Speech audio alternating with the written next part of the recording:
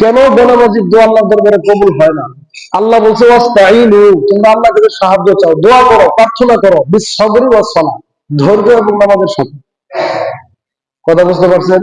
তাহলে ধৈর্য এবং নামাজ যদি না থাকে, আল্লাহর দরবারে দোয়া করলে আল্লাহ যে শর্ত দিছে দোয়া কবুল করার জন্য, সেই দোয়া কবুল হবে না।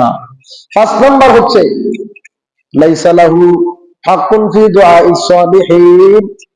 বেনামাজি ব্যক্তি যদি আল্লাহর কাছে অন্য যারা মুমিন বান্দা রয়েছে, নামাজি ব্যক্তি রয়েছে, তাদের সাথে মিলে যদি দোয়া করে, সবাই একত্রিত হয়ে আল্লাহর দরবারে হাত তুলে দোয়া করে, এর মধ্যে যদি একজন বেনামাজি থাকে, দোয়ার মধ্যে শামিল হয়েছে, সবার দোয়া যদি কবুল হয়, ওই যারা দোয়াকারী তাদের চাওয়া পাওয়া আল্লাহ পাক পুরা করে দিবে।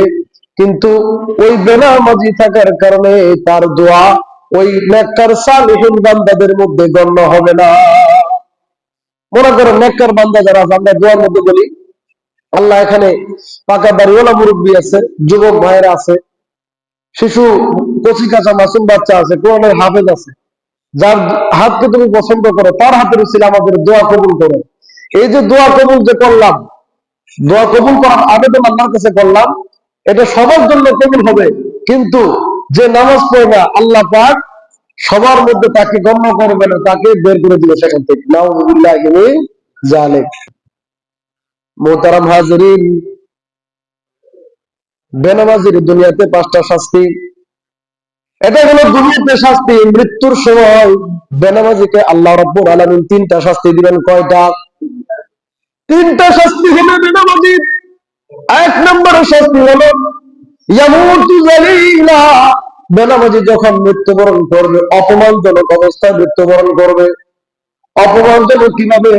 আপনারা অনেক দেখে থাকবেন, বেনামাজির কাছে মালাকুল মউত যখন আসে, এমন বিভৎস ভয়ঙ্কর চেহারা নিয়ে আসে, যেই চেহারা দেখে সে কি হয়ে যায়? ভয়ে ভীত হয়ে কাতর হয়ে যায়, চোখ বড় বড় করে ফেলে। কথা কোন ঠিক না ঠিক? অনেকে প্রস্রাব পায়খানা পর্যন্ত করে ফেলে। এই যে বেনামাজি দেখবেন যারা প্রস্রাব পায়খানা করে ফেলে মৃত্যুর সময়, চোখগুলো বড় বড় করে ফেলে, ভয়ে কাতর হয়ে যে হাত পা দাফড়াতে থাকে, এইভাবে কাঁপতে থাকে, আল্লাহ রাব্বুল আলামিন তাদেরকে মৃত্যুর সময় অপমান করে দুনিয়া থেকে নিয়ে যায়। মালাকুল মউত তাদের সামনে এমন ভাবে উপস্থিত হয়, মালাকুল মউত আজরাইল আলাইহিস সালামের মাথা থেকে আসমানের জমিনে থাকে তার পা, ডান হাত থাকে পৃথিবীর এক প্রান্তে, তার বাম হাত থাকে পৃথিবীর আরেক প্রান্তে। এইভাবে বিভৎস চেহারা নিয়ে তার সামনে হাজির হয়। এত বিভৎস চেহারা দেখে ওই মৃত ব্যক্তি ভয়ে এমনকি প্রস্রাব পায়খানা করার মতো জঘন্য কাজ করে ফেলে। কথা কোন ঠিক না ঠিক? এই জন্য আল্লাহ নবী বলেছেন, যদি কোন ব্যক্তি নামাজের ইহতিমাম না করে, নামাজের প্রতি গুরুত্ব না দেয়, যথাসময়ে 5 ওয়াক্ত নামাজ আদায় না করে, আল্লাহ রাব্বুল আলামিন তাকে অপমানজনক মৃত্যু দান করবে। আমরা কি চাই অপমানের মৃত্যু হোক? আর মুমিন বান্দার কাছে মালাকুল মউত আজরাইল এত ভদ্রশালী মার্জিত পোশাক পরিচ্ছদ নিয়ে তার সামনে হাজির হয়। মুমিন বান্দা আজরাইলকে দেখে সে আজরাইলই মনে করে না, মনে করে একজন সাধারণ মানুষ তার সামনে আসছে। যারা আপনার মুমিন বান্দা এবং যারা আল্লাহ পাকের নেককার বান্দা এবং নবী রাসূল, তাদের জন্য মৃত্যুটা কোনো কষ্টের কারণ নয়। সামান্য পিঁপড়ায় কামড় দিলে যেমন কষ্ট হয়, মুমিন বান্দাদের জান বের করতে তেমন কষ্ট, এই পরিমাণ কষ্ট হবে। আর যারা কাফের, আর যারা বেনামাজি, যারা নাফরমান বান্দা, তাদের জান বের করার সময় এত কঠিন হবে, এত কঠিন হবে যেটা বলে প্রকাশ করা সম্ভব নয়। আল্লাহ নবী বললেন, ও আজরাইল, তাহলে তুমি শোনো, আমার উম্মতদের মৃত্যুর সময় যখন চলে আসবে, যখন তুমি তাদেরকে জান বের করার জন্য বলবা, শুনে রাখো, তাদের সমস্ত কষ্ট আমি নবীকে দিয়ে দাও, আমার গুনাহগার উম্মতদেরকে মৃত্যুর সময় কষ্ট দিও না। কি পরিমাণ মায়া নবী ছিলেন, দরদী ছিলেন উম্মতের প্রতি। মৃত্যুর সময় নিজে একা সমস্ত কষ্ট ভোগ করার জন্য তিনি কি করলেন? গ্রহণ করলেন, ইচ্ছা পোষণ করলেন। আর তার উম্মতদেরকে কি করলেন? যে মৃত্যুর সময় আমার যারা উম্মত হবে তাদের যাতে কোনো কষ্ট না হয়। আল্লাহ নবীর সেই দোয়ার বরকতে মুমিন বান্দা যারা 5 ওয়াক্ত নামাজ আদায় করেছে, শরীয়তের বিভিন্ন বিধিবিধান তারা সঠিকভাবে পালন করেছে, আজরাইল আলাইহিস সালাম তাদের সামনে এমন ভাবে উপস্থিত হবে, কেমন যেন তার কি হবে?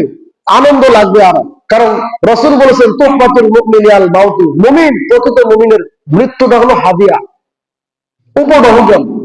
কারণ মৃত্যুবরণ করতে দেরি, মৃত্যুর সাথে আর তার জান্নাতে যাওয়ার সাথে, তার সাথে আর জান্নাতে যাওয়ার মধ্যে পার্টিশন পর্দা হলো যা কোনটা? মৃত্যু। মৃত্যুবরণ করার সাথে সাথে সে জান্নাতে চলে যাবে। সুবহানাল্লাহ।